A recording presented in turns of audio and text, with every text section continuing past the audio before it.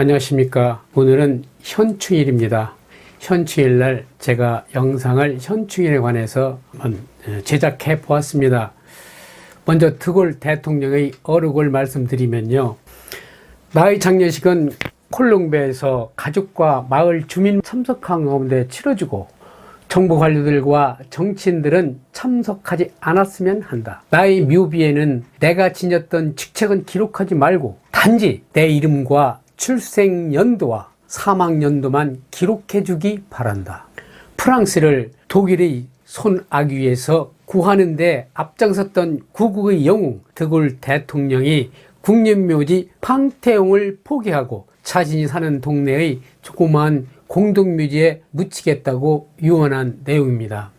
코로나19가 국가 간의 경제 전쟁인 요즘에 현충원에 온 마음은 어느 때보다도 마음이 무겁고 또 생각이 납니다. 말씀에 앞서 미국 알링턴 국립묘지에는 장군, 장교, 사병 구분이 없답니다. 묘지 면적은 4.49제곱미터, 우리나라는 한 평 반 정도 됩니다. 당연히 사망일시 순서로 안장되고요. 사망일시가 같은 경우 이름의 알파벳 순서에 따른다는 누가 보아도 완전히 정말 합리적인 국립묘지 안장법이 아니겠습니까? 그런데 우리나라는 국립묘지에 오면 장군과 병사가 함께 안장되어 함에도 불구하고 사병과 장교, 더욱이 장군 묘역은 너무너무 차이가 나 현충원에 올 때마다 마음이 아팠습니다.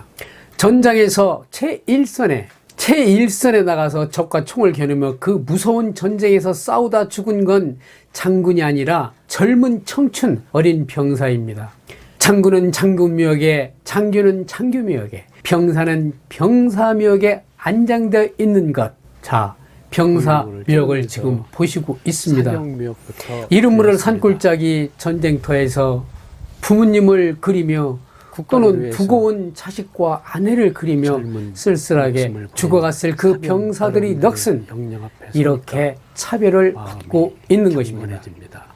목숨은 누구에게나 다 똑같고 귀하고 소중한 건데 말입니다. 이것은 장교 묘역입니다. 사병들이 앞에 서서 막 돌격 앞으로 외치면서 먼저 죽어가서 죽기도 하고, 사병을 구하기 위해 제 목숨 아끼지 않고 죽어간 간부 장교들, 그분들의 순관 군인 정신이 참으로 본받고 마땅히 호국 영령들이십니다. 사병 모지보다 조금 크고 거리도 조금 넓은 것 같습니다. 미국 알링턴이나 영국 뉴질랜드 4.59제곱미터, 우리나라 단위는 한 평 조금 넘다고 말씀드렸잖아요. 이게 장군묘역입니다. 8평입니다. 사병 묘역의 8배 정도 되고 수목이 우거지고 주변 경관이 너무 아름답습니다. 물론 장군이지요. 휘하 병사들을 음으로 양으로 보살피며 명령권을 갖고 있는 장수입니다. 마땅히 대우받고 존경스러운 장수들이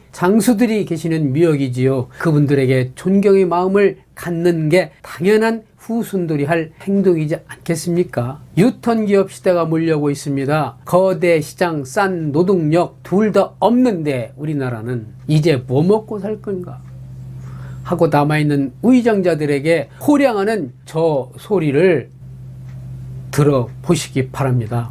영국, 캐나다, 호주, 뉴질랜드 국가들 역시 구분 없이 한 평 반 모두는 사망일시 순서대로 안장해야 한다는 말씀을 드렸잖아요.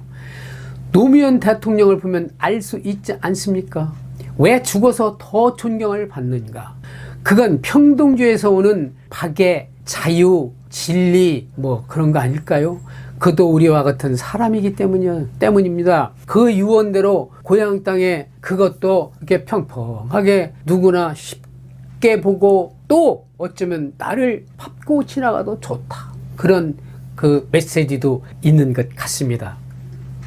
사람 사는 세상, 죽어서까지 위아래가 어디 있고 잘난 사람 못난 사람이 왜 존재한단 말인가. 이걸 죽어서까지 그 계층을 나눠 넣는 특권을 느끼며 살아가는 이 나라가 뭔가 잘못된 거지요. 특권의식, 그 특권의식이 죽어서까지 영향을 미치는 것 같습니다. 우리나라는 이제 선진국 반열에 올랐습니다. G7 국가도 아니 G5 국가에도 곧 오를 것입니다. 코로나가 한국의 위상을 그렇게 막 이렇게 높여주었습니다. 코로나 대처 능력을 보면요, 지금까지 부러웠던 선진국들이 어설픈 국가 통제 능력 여실히 보는 계기가 되었습니다. 이태리도 영국도 프랑스도 독일도 정말 방역 시스템이 한국만큼 어린 택 없었습니다. 요즘 미국의 그 흑백 갈등 어떻게 보세요? 어떻게 사람이 사람을 무릎으로 목을 둘러서 많은 사람이 보는 앞에서 그렇게 무참하게 죽일 수 있습니까? 우리 경찰들이요, 절대 그런 사람 하나도 없습니다. 막 총을 쏘기도 하고 슈퍼마켓 물건을 막 약탈하고 유리창을 때려 부시고 손을 뒤로 묶어서 막 쭉 내어놓고 막 어떤 나라는 막 푸샷까지 시키고, 이게 꼭 우리나라 옛날 60년대 뭐 군인들 얘기인가요? 우리나라 너무 신사민족입니다. 화장실 문화가 세계 제일인 나라, IT가 세계 최강국인 나라, 카드 문화가 또 세계 최고인 나라가 바로 우리 한국입니다. 세계는 지금 자국 중심으로 모든 정책을 바꾸기 시작했습니다. 사회적 거리는요, 이제요, 제가 생각하는 건데요, 국제 간 거리가 더 벌어질 것 같습니다.